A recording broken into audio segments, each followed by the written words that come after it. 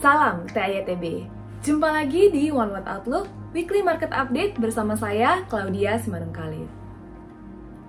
Inflasi, resesi, serta potensi akan kenaikan suku bunga lebih lanjut tengah menjadi fokus investor sepanjang tahun 2022 berjalan.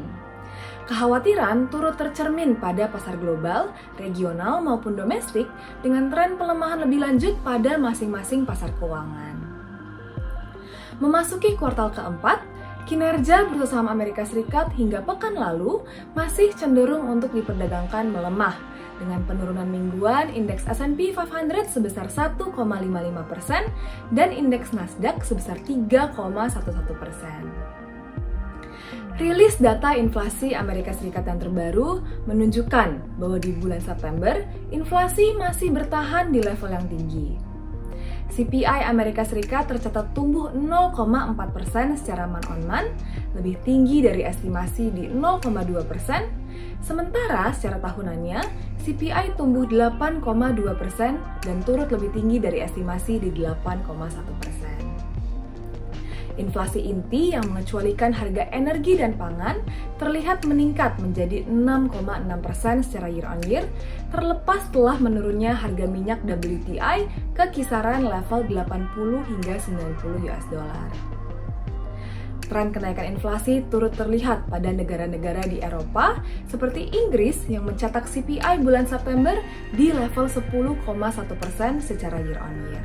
Dengan masih bertahan tingginya inflasi, investor melihat potensi akan kenaikan suku bunga lebih lanjut oleh Bank Sentral Amerika Serikat atau The Fed di FOMC meeting berikutnya, yaitu sebanyak 75 basis poin di bulan November dan setidaknya 50 basis poin lagi di bulan Desember. Seiring dengan kekhawatiran akan inflasi, resesi, dan kenaikan suku bunga, pasar obligasi pun tidak terlepas dari sikap risk-off investor. Yield US Treasury masih berlanjut untuk menanjak dengan inversi yang masih terjadi pada tenor 2 dan 10 tahun. Meningkatnya yield US Treasury tenor 10 tahun menuju kisaran level 4% atau yang tertinggi sejak tahun 2010, serta tenor 2 tahun menuju kisaran 4,44% atau yang tertinggi sejak tahun 2007, turut mencerminkan antisipasi investor akan peningkatan suku bunga lebih lanjut secara agresif. Tekanan yang tengah melanda pasar global turut terlihat pada pasar domestik, tercermin dari cenderung melemahnya pasar keuangan Indonesia, terlepas dari berbagai rilisan data ekonomi dalam negeri yang menunjukkan ketahanan. Ekspor Indonesia tercatat tumbuh 20,28% year on year di bulan September, sementara impor tumbuh 22,02% di periode yang sama. Secara keseluruhan, neraca perdagangan mencatatkan surplus sebesar 4,99 miliar US dollar di bulan September, sekaligus menandakan surplus selama 29 bulan berturut-turut. Mengakhiri pekan lalu, ISG ditutup turun di bawah level 7.000 atau sebesar 3,02% menuju level 6.814. Seiring dengan meningkatnya kekhawatiran, investor asing membukukan penjualan bersih senilai 1,22 triliun rupiah pekan lalu terhadap pasar saham di dalam negeri. Di minggu ini, fokus investor akan berada pada hasil rapat Dewan Gubernur Bank Indonesia dengan pasar memperkirakan kenaikan suku bunga lebih lanjut setidaknya sebesar 25 basis poin dari level 4,25% ke level 4,5%. Mengantisipasi kenaikan suku bunga ini, yield obligasi pemerintah Indonesia turut diperdagangkan naik, dengan tenor 10 tahun yang pekan ini diperdagangkan meningkat ke kisaran level 7,4%.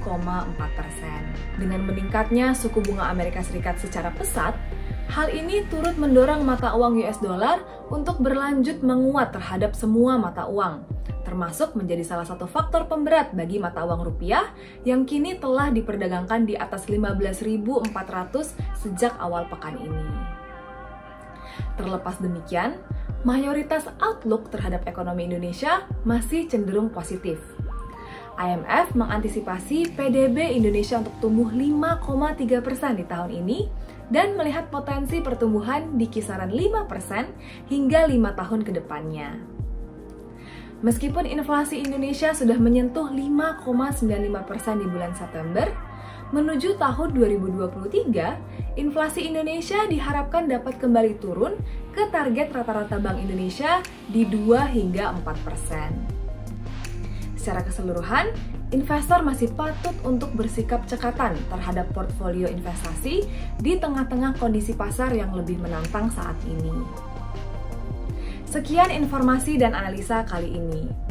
Untuk mengakses update pasar terkini, Anda dapat mengakses weekly market journal kami melalui link berikut. Dan jangan lupa untuk memfollow kami dengan cara mengklik tombol subscribe. Saya Claudia Simanung Khalid, nantikan One World Outlook berikutnya di minggu depan. Salam TAYTB.